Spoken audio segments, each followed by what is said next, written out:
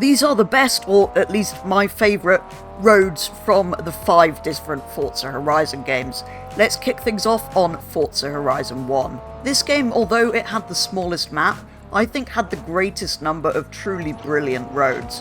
If I had to pick one though, I would of course have to go for the Red Rock Road, around 5 miles of perfect mountain roads located in the southwest of the Colorado-based map.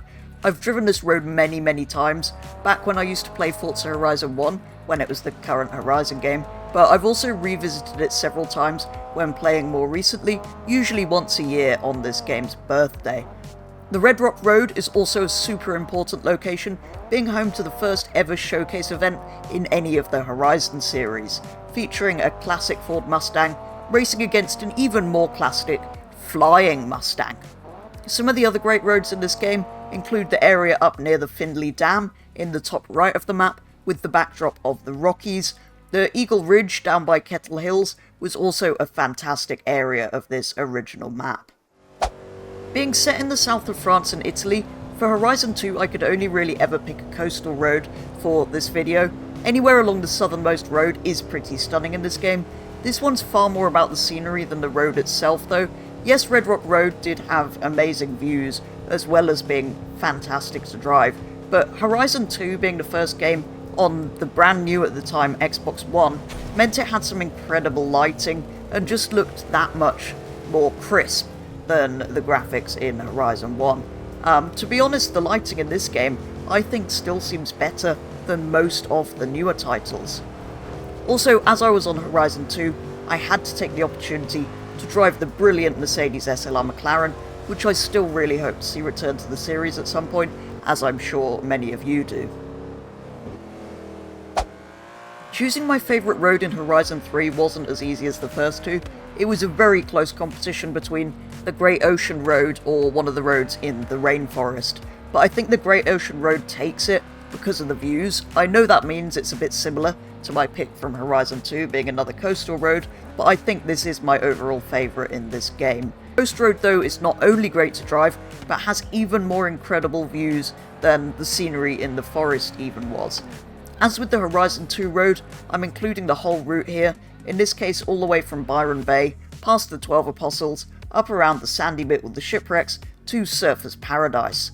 This route is mostly fairly high speed, gentle, flowing sort of corners, but the main feature is of course the views, and luckily there are a couple of great spots where you can pull off the road to admire them, including of course, in this case, with this beautiful Flugplatz Blue Aston Martin Vanquish, which I wish they'd bring back to Horizon 5, or Horizon 6 I suppose at this point. Horizon 3 was the first game that I bought the 2 expansions for as well, Blizzard Mountain and Hot Wheels.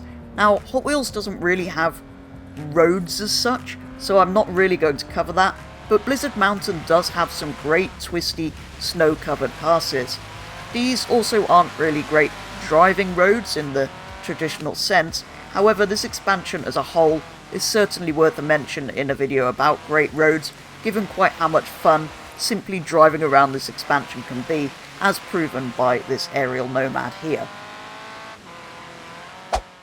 We move next then from Australia to Great Britain in Forza Horizon 4. On the mainland of this map, there are again several excellent roads, however since the game launched, I have always had a favourite, the furthest north road that runs along under the Glenfinnan Viaduct, otherwise known as the Big Bridge. I can remember way back when this game first launched in 2018, taking the brand new at the time Aston Martin DB10 all the way along that road, and ever since then I've loved this part of the map. This is why this road formed the basis for the original Petrol Trials route, a time trial series that once featured on the channel a little while ago. This route starts at the Bob Mortimer Gardens, a brilliant playground games location near the Lake Lodge house, runs up through a Ford, quite fitting given we're in an Aston Martin, past the aforementioned viaduct and through Glen Rannoch, all the way back down to where it rejoins this lower road. Like on Horizon 3, again on this game, there were 2 expansion maps. Just like Hot Wheels on that one, I don't think the Lego one on this one really has driving roads particularly, though it did introduce the idea of having a racetrack within the map, which was a pretty cool idea. The other expansion though, Fortune Island, has the fantastic needle climb, or needle descent I suppose, if you go the other direction on it. This of course being a bit of a precursor to the Volcano Road on Forza Horizon 5. The only irritation with this road being that it has a drift zone all the way along it, which is great if you do want to partake in a spot of sliding about making lots of smoke and noise. However, if you just want to enjoy a nice car on a nice road, it would be a better experience without a number across your screen and the irritating noise that the points make. It's not really a big problem though, and it almost becomes a bit of a game to try not to get any points, which I think I managed very successfully in this Morgan, despite it insisting on kicking the back end out a few times along the way.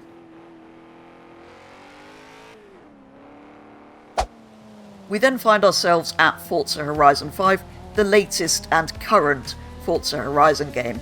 This was an easy and I think very obvious choice though, the road up the volcano, which took the needle climb from Horizon 4 and photocopied it at 200%, giving us an even longer twisty mountain road. Just like that one, this one has a drift zone on most of it, which is quite annoying, and to make matters worse, there's also a speed zone, so there are two places where numbers get in the way. There is, however, a small section at the bottom and a few corners towards the top that are clear of such distractions. There's also always the Vulcan Sprint itself, if you aren't drifting, which covers most of the climb route and is a track I'm very familiar with from online racing in this game for the past 3 and a bit years now.